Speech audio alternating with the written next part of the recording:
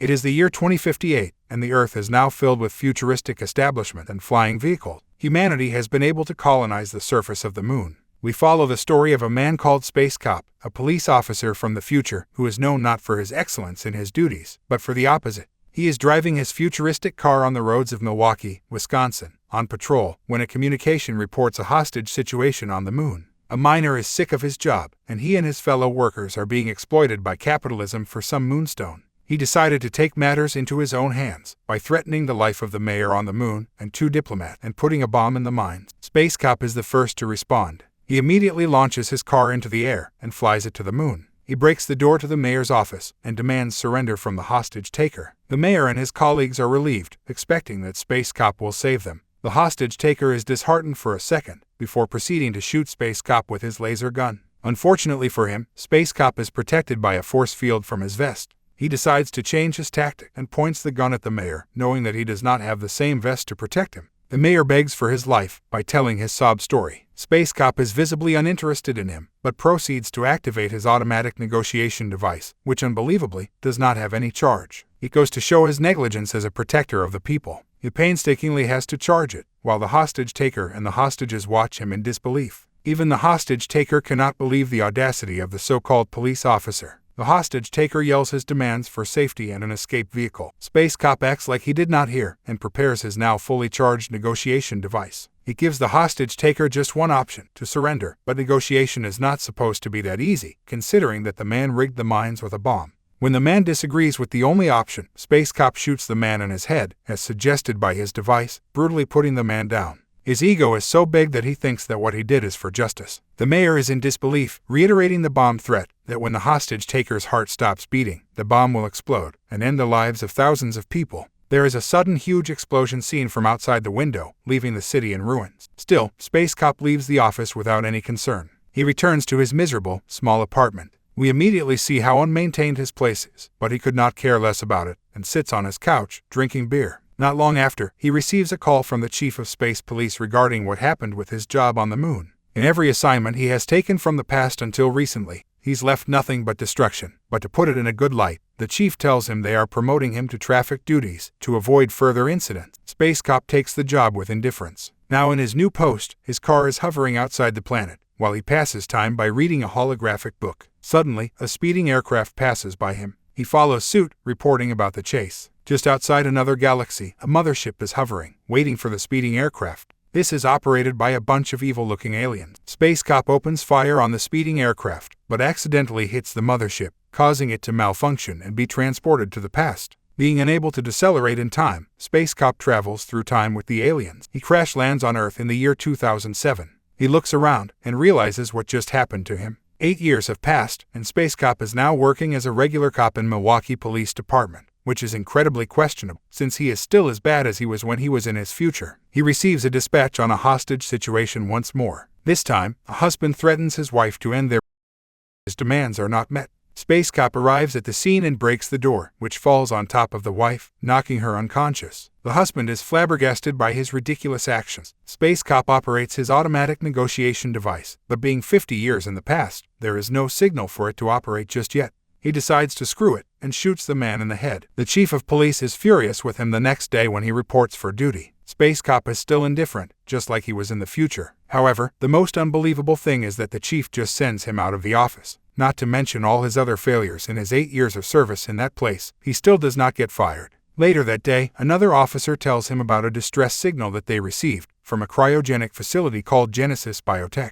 They suspect that someone must have tripped the silent alarms, and there is a break-in in progress. The two of them head to the facility in Space Cop's futuristic flying car. They hover above it to report their location, and are instructed to wait for backup. Inside the facility, 2 masked robbers are trying to crack the code of one of the containers. Judging from their methods and device, they are evidently from the future, just like Space Cop. To confirm it, the 2 robbers receive a communication from the alien in the mothership that triggered the time travel we saw earlier. He tells them that the cops are on their way, so they need to wrap things up quickly. Space Cop shoots the door, and he enters as it swings open. As expected, he did not follow protocol, and decides to take matters into his own hands. His partner enters and immediately gets shot in the arm. Seeing that Space Cop is distracted ensuring that his partner can survive, the robbers are bought some time to take what they came for. When he sees that his partner was not fatally wounded, he starts shooting at the robbers, who shoot back at him. Their exchange triggers a series of cryogenic capsules being opened too early. But since our hero has no remorse, he does not care if the people in the capsules were waiting for a cure for cancer. One person is so disoriented that he distracted Space Cop for too long, allowing the robbers to escape.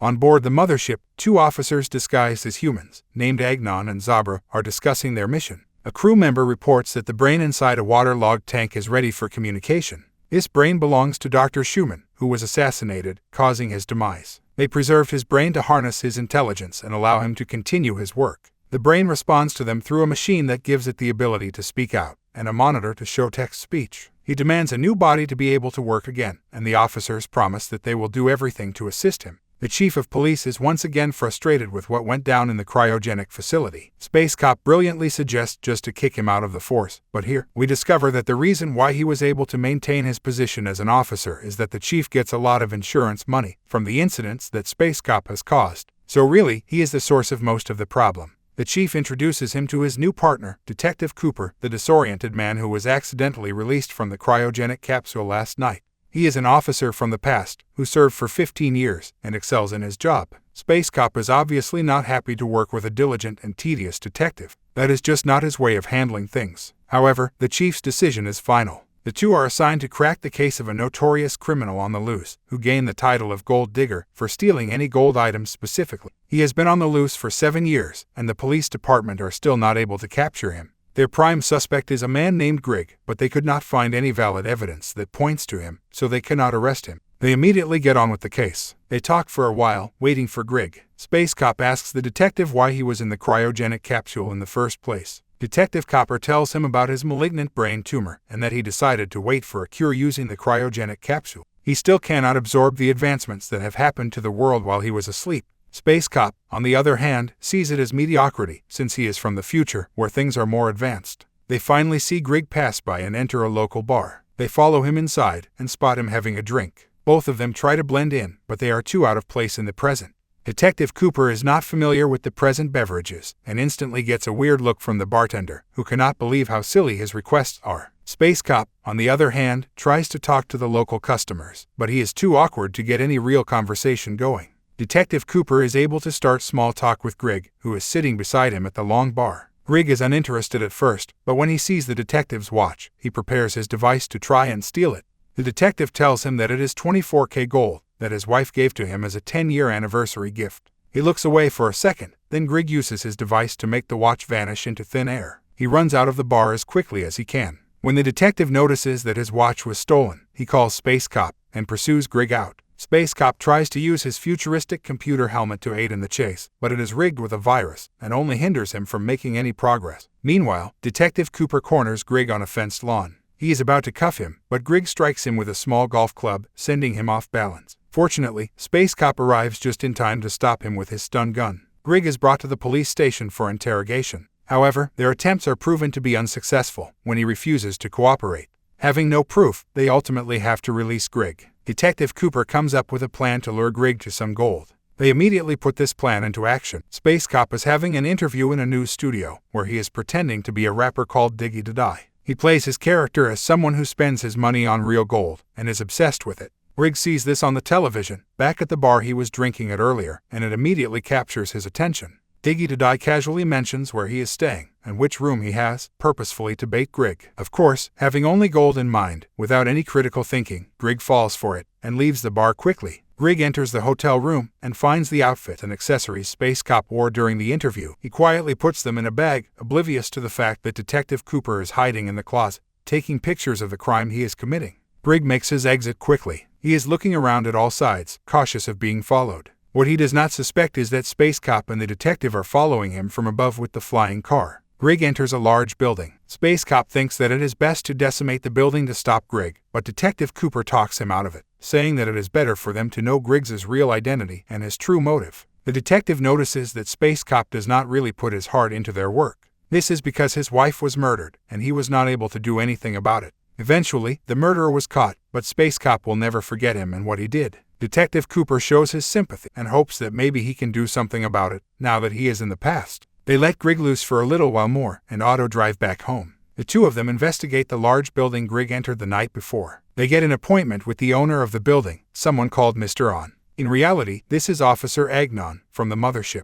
Grigg has brought everything he stole through the years to this place. The gold has been aiding the alien operations and Dr. Schumann's works. Agnon informs him that they are still short on gold, since everything he stole from last night was all fake. Then he remembers the watch he stole from the detective back at the bar. Agnon meets with Space Cop and Detective Cooper and introduces himself as the CEO of the company. He asks them what their business is. Detective Cooper interrogates him, while his partner makes remarks foolishly from the sideline. Agnon tells him that they are a metal alloy processing company, but the detective is not buying it. The detective tells him about Grigg and their suspicion of the company. Of course, Agnon denies knowing the man and thanks the officers for bringing light to the matter. Having no evidence and no further question, the two leave the place. Space Cop and the detective decide to go to a bar that night. Space Cop mentions that he noticed that the company manufactures chromatanium alloy. This is suspicious for him, because those are the things used to make spacecrafts in the future, and is supposed to be first manufactured 25 years from the year they are in. After a while, Zabra approaches them and tries to seduce them. She brings Space Cop into a private room, where she tries to steal his gun while he has his guard down.